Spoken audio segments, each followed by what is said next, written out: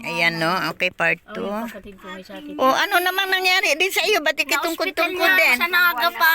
Bakit? Anong sakit mo? Sa tiyan. Wala kang sakit sa ano? Sa baga? Wala. Sa tiyan niyan, may bato sa Bato sa abdo. Hindi ka rin ma-opera dahil ang bato sa abdo nga yun, pero yung laser la lang eh. Natakot na nga ako. Lalagyan daw ako ng tubo. Ang Ay, dami kong nako. nakikita namamatay. Oo, oo. Dalawang bagay lang daw ang ano sa kanya. Kung hindi pantay ang paa ko matus. Sabi sa kanya. Di wag na lang. Pareho din yung patay. Ano?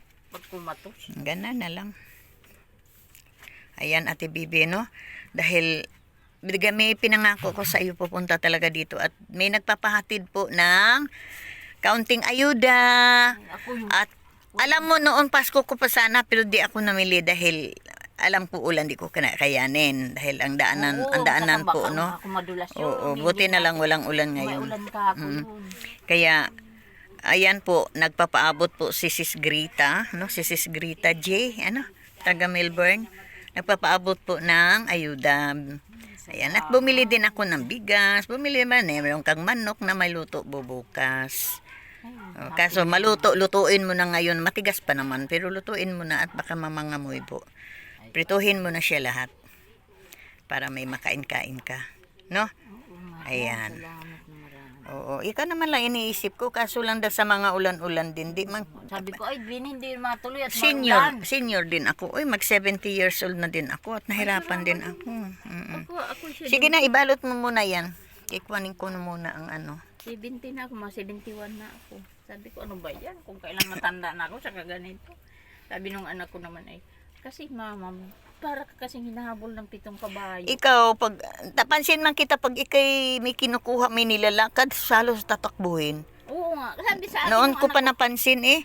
para kanyang hinahabol Ito yan. ng 7 kabayo. Ang iyong CR, patumba na rin. Oo, ay nagkabarag sa kanya ng puno. May Oo dalawang nga. akong puno dyan. Kuhanin ko muna ang ating ipaparating ni Sis Grita.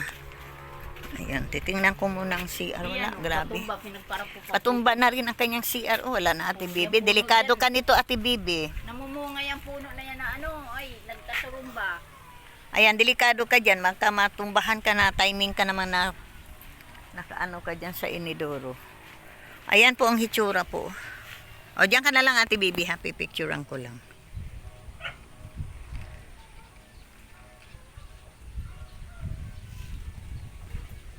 Ayan.